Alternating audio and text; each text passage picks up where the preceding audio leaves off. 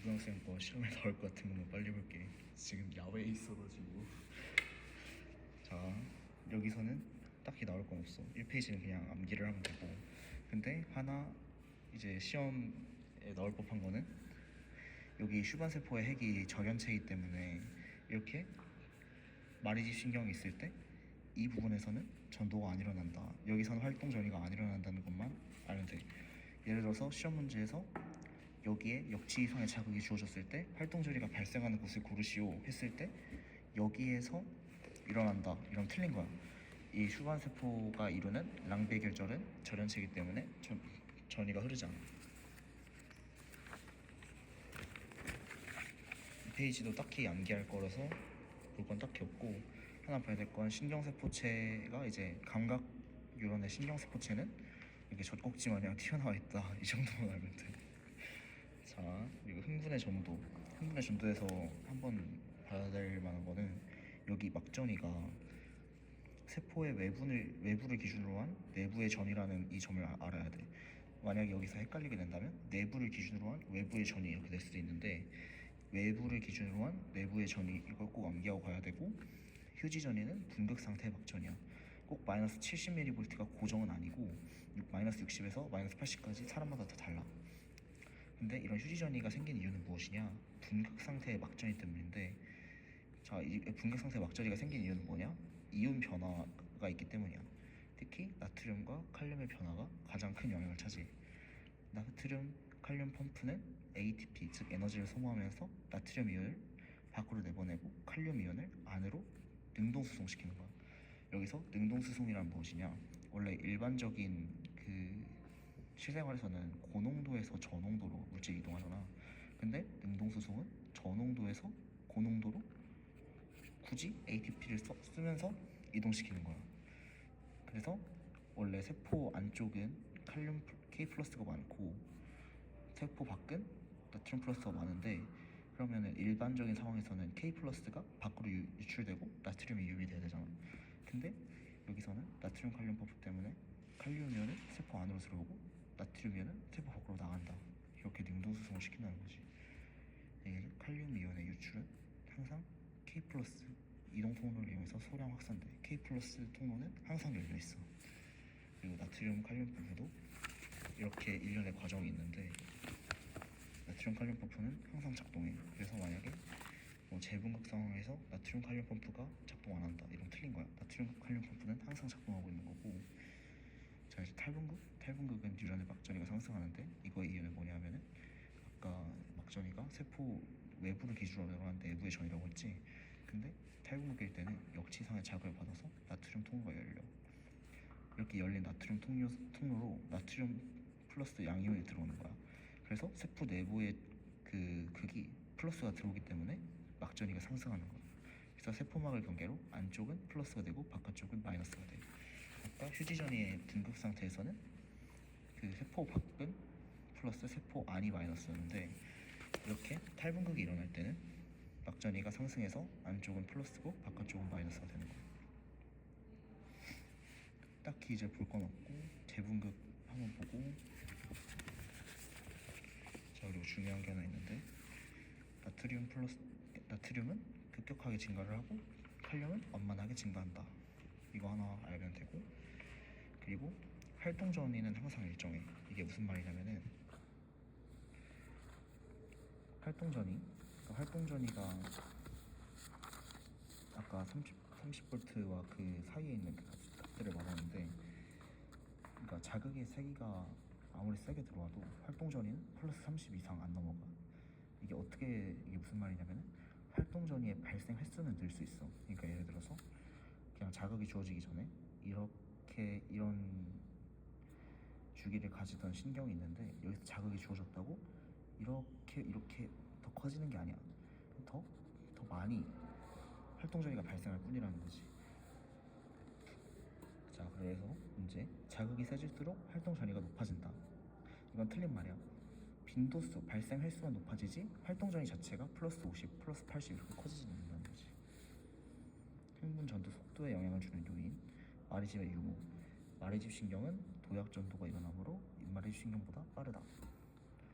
도약 전도란 아까 이렇게 돼 있었지? 마리신경이 여기서 이렇게 도약해서 뛰는 전도되는 것처럼 발생하는 게 도약전도라고 하고, 축삭의 지름이 굵을수록 이온의 이동에 대한 저항이 작아서 빨라져. 예를 들어 문의 크기가 이만한데 사람이 3명 들어가야 돼.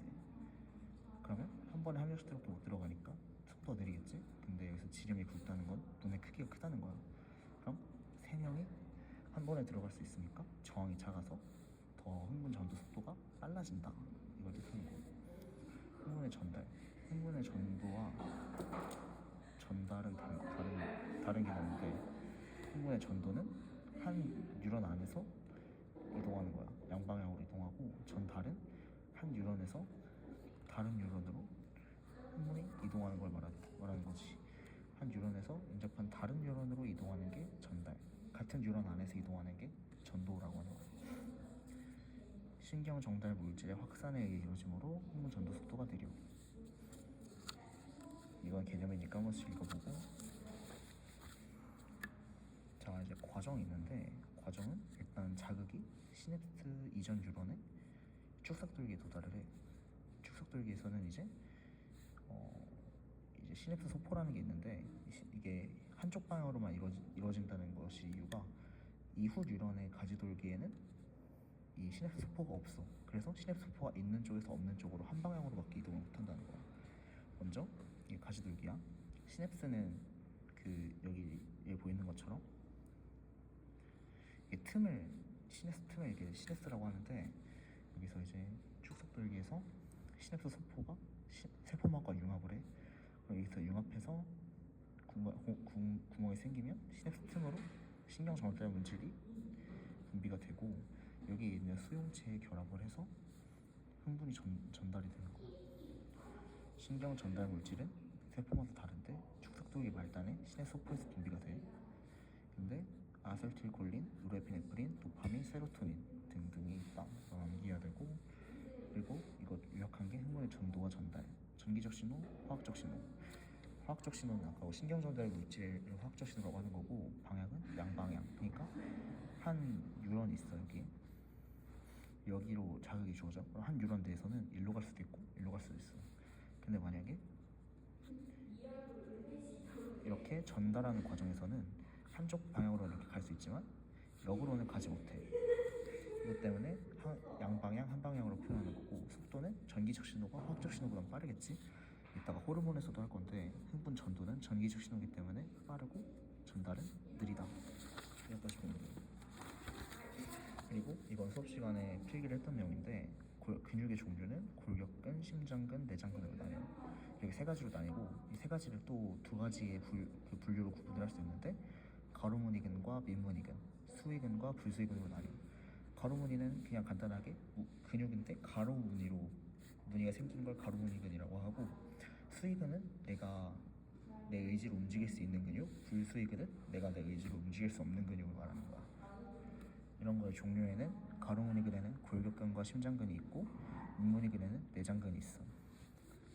수위근에는 골격근, 불수위근에는 심장근과 내장근이 있고, 이거는 그냥 바로 암기를 해야 되고, 시험에 나올 것 같으니까 꼭 암기를 하고, 그 다음에 이게 또 골격근에 위계가 있거든. 골격근이 제일 큰 단위야. 골격근, 그 다음에 섬유 다발, 섬유, 원섬유, 이렇게 위계가 존재해. 만약에 시험 문제에서 근육 원섬유는 근육 섬유로 이루어져 있다, 이러면 틀린 말이 되겠지? 그러니까 이게 약간 헷갈리니까 이 위계를 잘 집중해서 봐야 돼. 골격근은 섬유 다발로 이루어져 있고, 섬유 다발은 섬유로 이루어져 있고, 섬유는 원섬유로 이루어져 있다. 그 다음에 여기는 암기니까 암기하면 되고, 그리고 여기 A대는 마요신 필라멘트가 있는 이 부분을 뜻하는 거야. 이 진한 부분을. 근데 H대는 마요신 필라멘트만 있는 부분을 뜻하는 거야. 이쪽 부분을 말하겠지. 활주설은 그냥 쉽게 설명하자면, 액틴 필라멘트가 이렇게 있고 마요신 필라멘트가 이렇게 있어. 그럼 얘네가 ATP를 소모하면서 이렇게 비행기가 활주듯이 이렇게 미끄러져 내려오면서 근육이 수축한다는 그런 이론이야. 그래서 액틴 필라멘트와 마요신 필라멘트의 길이 자체는 변함은 없지만, 얘네들이 수축하고 이완하는 과정에서 이 서로 겹쳐져 있는 부분의 길이는 변할 수 있어. 이 과정에서 ATP가 사용되고, 그다음에 이제 여기서 혈주설에 필요한 에너지는 어디서 나오냐? 크레아틴 인산을 분해시켜서 얻기도 하고 글리코젠, 즉 포도당을 이용해서 세포호흡을 통해 ATP가 생성될 수도 있어.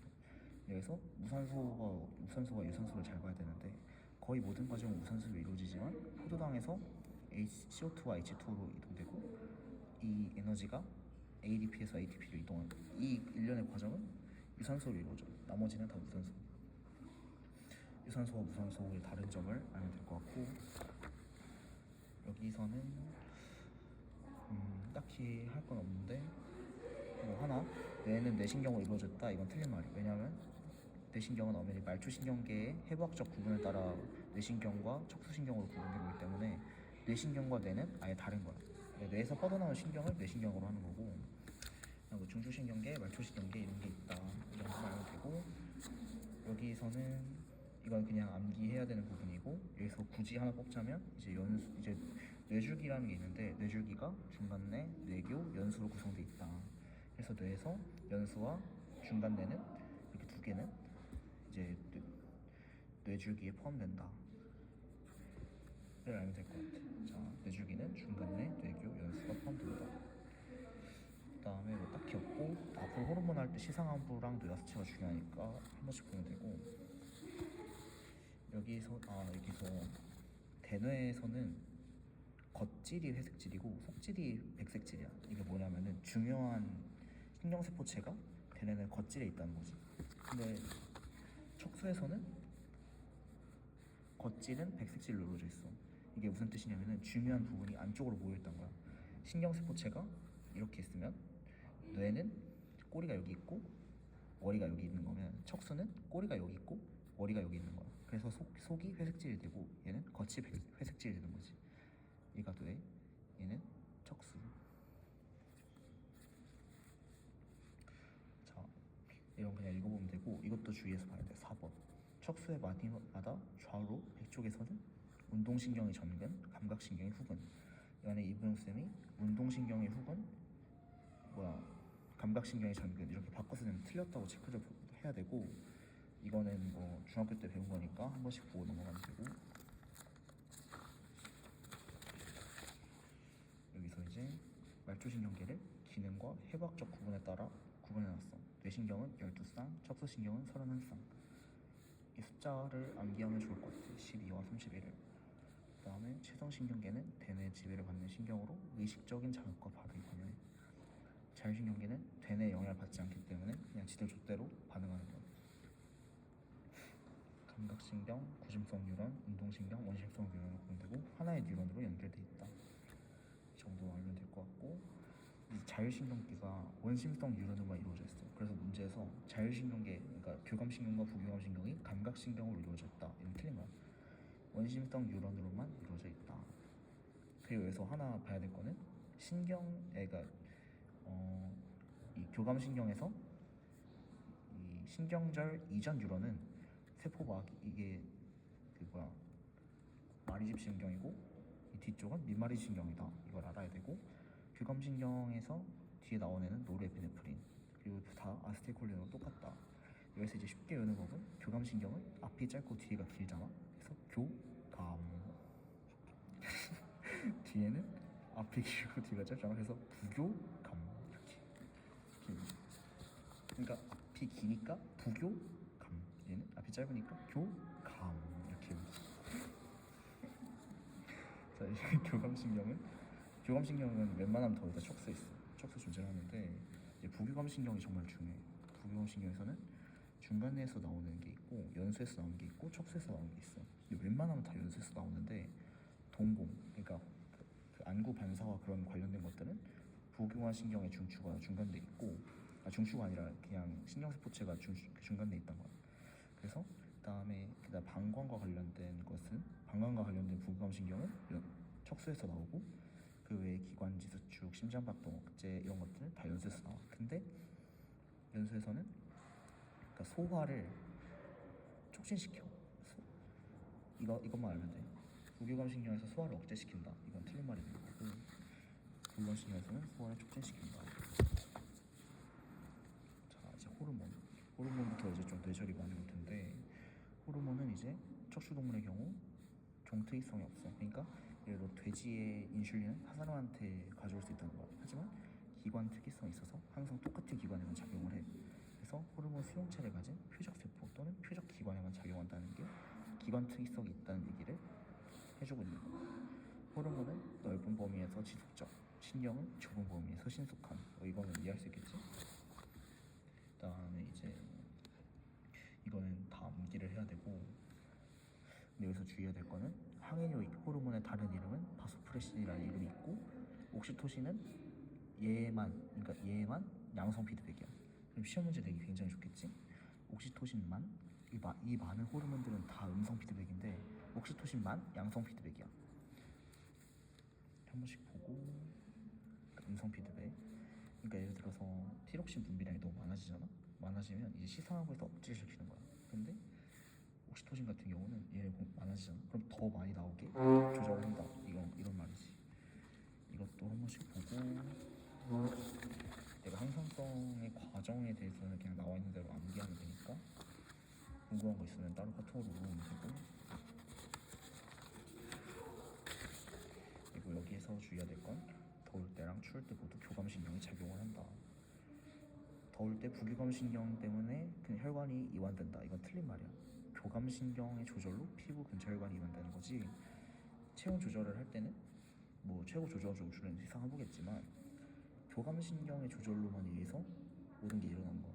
그러니까 뭐 부교감신경 때문에 혈관이 수축하고 확장한다 이런 건 절대 없고, 더울 때랑 추울 때 둘 다 교감신경의 조절로 피부 근처 혈관이 수축되고 커지고 이런 부분이 반복된다. 자, 이제 삼투압 조절. 삼투압은 이제 농도라고 생각하면 돼. 여기서 이제 혈장 삼투압이 감소라는 거지. 혈장 농도가 감소됐다 이렇게 생각하면 되고, 뭐 이것도 이해 안 되는 부분이 있으면 카톡으로 올리고. 여기서 그냥 암기지. 그냥 암기야. 한 번씩 쓱 보고 다 암기를 해야 되고. 그리고 원생생물과 원핵생물을 헷갈리면 안 돼. 자, 여긴 그냥 암기니까 넘어갈게. 그냥 무조건 암기해야 되는 부분들이고. 자, 이제 약간 뇌절이 시계오는 부분이 1차 방어작용과 2차 방어작용, 그리고 면역 반응에 대해서 설명할게. 1차 방어작용, 2차 방어작용 이렇게 나와 있는데 1차 방어작용은 그냥 우리 몸에서 1차로 방어를 하는 거야. 예를 들어서 피부에서 보호를 하거나, 이제 점막, 점액 분비에 대장 내 대상균 이런 것들로 1차적으로 반응을 하는 거야. 이거는 병원체 종류에 상관없이 모든 병원체에 대해서 우리 몸이 반응을 하는 게 1차 방어작용이야. 이제 2차 방어작용은 뭐가 있냐? 병원체 감염으로 나타나는 후천적 면역이야. 병원체의 종류를 인식하여 제거하는 특이적 방어작용이지. 특이적 방어작용이라는 말은 뭐냐면 1차 방어작용은 A가 들어오든 B가 들어오든 상관없이 얘가 무조건 방어를 해. 만약에 2차 방어작용이 특이적 방어작용을 하는 이유는 뭐냐면 A가 들어오고 B가 들어오고 C가 들어와. 근데 얘는 저는 B만 방어하는 세포예요 이러면 B만 방어를 한다. 이게 특이적 방어작용이라는 거지.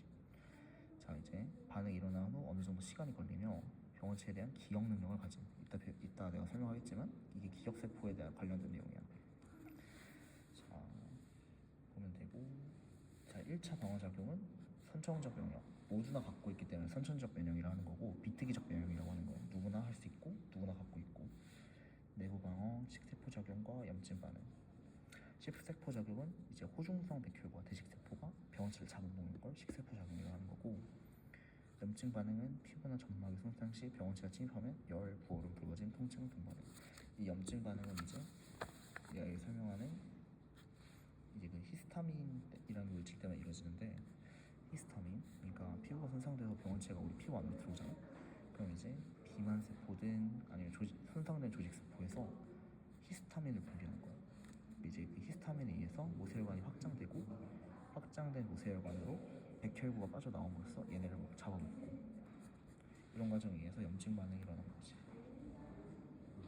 자, 그래서 이제 2차 방어작용, 후천적 면역, 특이적 방어작용. 먼저 그 림프구라는 거에 대해서 알아야 되는데, 림프구는 골수에서 숙성을 하거든. 근데 가끔씩 사춘기 가서 집을 나간 애들이 있어. 걔네들을 이제 티림프고, 얘는 골수에서 태어나지만 가슴샘에서 성숙한 애들이야. 근데 이제 말 잘 듣고 계속 골수에서만 이제 태어나서 골수에서 자란 애를 비림프고, 얘는 골수에서 태어나서 골수에 숙성해. 티림프고는 골수에서 태어나긴 하지만 가슴샘에서 숙성하는 애고, 비림프고는 골수에서 태어나고 골수에 숙성하는 애를 뜻하는 거야. 이제 세포성 면역과 체액성 면역으로 나뉘어. 그러니까 2차 방어작용은 세포성과 체액성으로 나뉘는 거야. 여기서 이제 2차 방어작용이랑 면역 반응이랑 헷갈릴 수가 있어. 이게 용어가 비슷하네? 그래서 헷갈릴 수가 있는데, 1차 방어작용은 그냥 방어를 한다는 거야. 근데 그러니까 2차 방어작용도 그냥 방어를 하는 건데, 이 면역은 뭐냐면, 면역은 방어를 하는 수단이라고 생각하면 돼. 그러니까 얘가 방어를 하는데 어떻게 방어해? 이렇게 면역을 하면서 방어를 한다는 거야. 그래서 면역이 방어 안에 포함된 개념이다, 이렇게 생각을 하면 될 것 같아. 그래서 세포성 면역과 체액성 면역이 있는데, 먼저 대식세포, 아까 뭐 호중성 백혈구라던가 대식세포가 병원체를 자기들이 먹어. 그럼 먹고 자기들이 인식한 정보를 보조 트림프구에 얘네가 입력을 해. 그럼 이 보조 트림프구는 여기서부터 이제 경로가 두 가지로 나뉘는데, 여기는 체액성 면역을 통한 경로고, 여기는 세포성 면역을 통하는 경로야.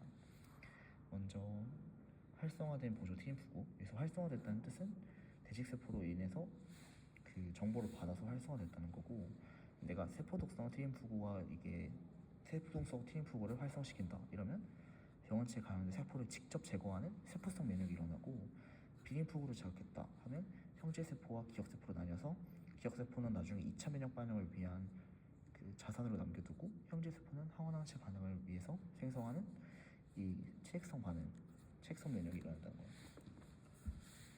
근데 여기서 이제 주의해야 될 거는, 세포독성 트림프구는 병원체만 분해를 하는 게 아니라 그냥 그 세포 자체를 죽여서 그 세포를 직접 파괴해서 면역 반응을 일으키는 거고, 여기에서는 이제 더 이상 볼 건 없을 것 같고,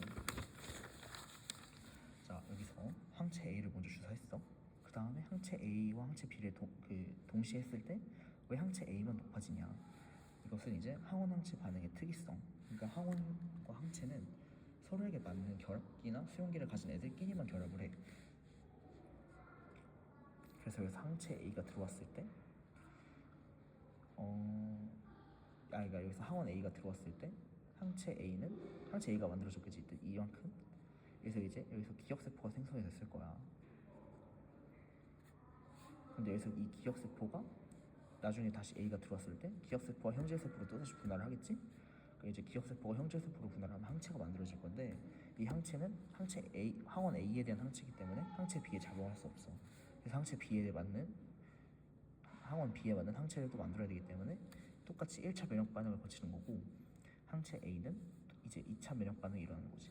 근데 이게 두 번 일어나서 2차, 세 번 일어나서 3차가 아니라 두 번 일어나든 세 번 일어나든 네 번 일어나든 이 기억세포가 형제세포로 분화되는 과정만 있으면 2차 면역 반응이라고 하는 거야. 이 정도면 될 것 같고, 자 그래서 이제 중요한 게 있는데, 이게 나올 것 같긴 한데, 혈액은 혈장과 혈구로 구성돼 있지. 근데 이 혈청은 혈장에 포함되어 있는 개념이야. 근데 혈장과 혈구가 이 세포가 들어있는 거지. 그래서 혈청에는 기억세포가 없어. 항체만 존재하는 거야. 이 항체만 들어있는 혈청이야. 그래서 만약에 그 문제에서 이 혈청을 주입했는데 그 안에 기억세포가 있다 이러면 틀린 거야. 혈청에는 오로지 항체만 있다, 이렇게 생각하면 될 것 같고, 백신을 뭐 일부러 약화시킨 병원체를 집어넣는다 이렇게 생각하면 될 것 같고, 아까 말했지 항원항체 반응의 특이성. 자 근데 이제 항체는 단백질로 구성되어 있는데, 단백질의 기본 구조는 폴리펩타이드잖아. 뭐 아미노산일 수도 있긴 한데, 이제 그러니까 단백질을 쪼개다 보면 이제 폴리펩타이드라는 구조물이 나오잖아. 근데 이게 항체는 4개의 폴리펩타이드로 구성돼 있어. 4개, 하나 둘 셋 넷 이렇게 4개 있는데, 이 위쪽은 가변, 밑에 쪽은 굴변부이야. 그래서 아까 말했던 것처럼 항원항체 반응의 특이성 때문에 종류가 맞는 것만 결합을 할 수 있어. 종류가 맞지 않는 건 결합을 아예 못하고 이제 항체의 작용 이거 외워야 돼. 중성화, 응집, 침전 또는 보체 단백질을 활성화시켜서 세포를 직접 파괴시켜. 이게 항체의 작용이다. 그다음에 응집원과 응집소. 응집소랑 응집원을 헷갈려 할 수도 있는데 응집소는 이게 소가 장소할 때 소일 거거든 아마. 그러니까 우리가 뭐 정류소 뭐 이런 것처럼 그러니까 우리가 직접 가야 되잖아 그걸로. 그러니까 응집소는 응집원을 기다리는 애들이라고 생각하면 편해. 응집원은 응집소, 응집원 AB, 응집소 없음, 응집원, 응집소. 이건 그냥 암기를 해야 되고. 근데 봐봐. 만약에 왜 A형인데 응집소 베타지?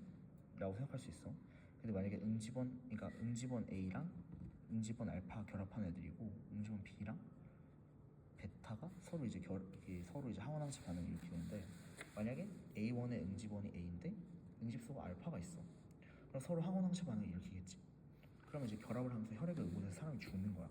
그러니까 A형인데 왜 응집소 베타가 있지? 라고 생각하지 말고 당연한 거야. 응집원 A가 있으니까 A형인 거고 응집원 A가 있으니까 생물체 내에서 항원항체 반응을 안 일으키려면 응집소 B가 있어야 되는 거야. 그래서 AB형은 응집원 AB가 있다. O형은 응집원이 아예 없다.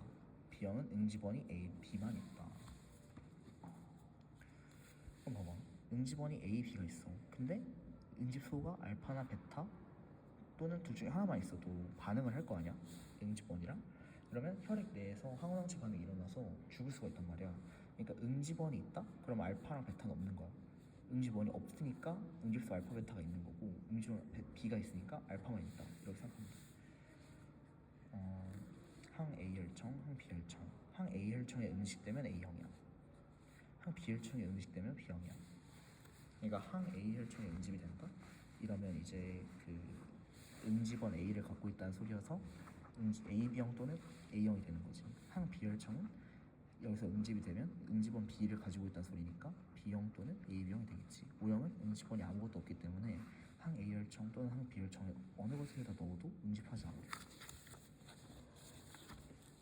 이거는 이제 리게니까 한번 이해하면서 읽고 이제 RHC 혈액형 여기서 이제 약간 뇌저은 애들이 있길래 내가 한번 설명을 하려고 하는데 먼저 이게 원숭이 새끼가 한 명 있어. 원숭이 새끼가 있는데 얘가 그 레서스 몽키라고 하는 종이래. 근데 그래서 RH라는 이름이 붙은 건데 여기서 이제 적혈구를 뽑아서 토끼 혈액에 주입시켜. 토끼 혈액에 주입시켜. 그러면은 이제 이 토끼에 있어서 혈액 주사에서 응집소가 생겼겠지. RH에 대한 응집소가 생겼을 거 아니야.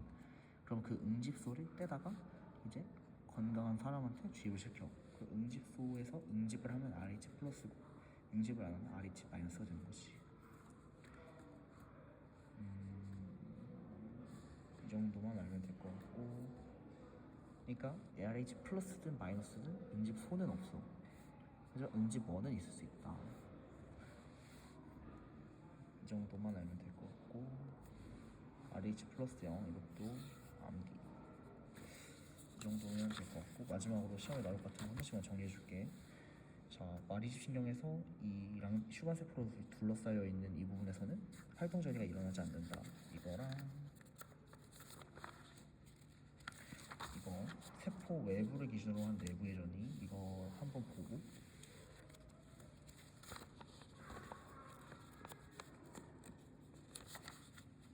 그리고 이거 활동전이는 항상 일정하지만 자극이 세게 들어오면 활동전이가 빈도가 늘어나는 거지. 활동전이 세게가 커지는 게 아니야. 이거 한번 보고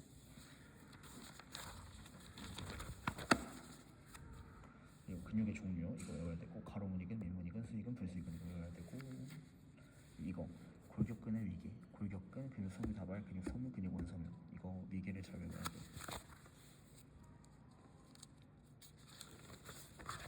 그리고 무산소, 유산소 이거 꼭 암기해. 이거 포도당 이것만 유산소고 나머지는 다 무산소인 거야. 이제 아까 설명 안 했는데 크레아틴 인산에서 크레아틴이 되잖아. 근데 크레아틴 인산에서 크레아틴이 됐으니까 인산이 빠졌잖아. 근데 이 인산이 어디에 쓰이냐? ADP는 아데노신 다이포스페이트고 얘는 아데노신 트라이포스페이트거든. 근데 이게 어떤 걸로 이어지냐? 이게 큰 물질에 ATP는 고에너지 인산 결합이 이렇게 있어. ATP는 이렇게 두 개가 있어. 근데 여기서 크레아틴 인산에서, 그러니까 이게 다 인산이야. 세 개가, 두 개가. 이 인산에서 크레아틴이 될 때 인산이 빠졌잖아. 근데 이 인산이 여기로 이렇게 와서 붙는 거야. 그래서 ATP에서 인산을 직접 얘가 추가시켜줘서 ATP를 만든다. 원래 이만큼밖에 없었는데 크레아틴 인산에서 떨어져온 인산기가 여기 붙으니까 ATP가 바로 될 수 있는 이런 느낌의 과정이라고 생각하면 되고, 그다음에 뇌신경과 척수신경 개수 한번 보고, 뇌줄기 구성 요소 한번 보고, 전근 후근 한번 보고,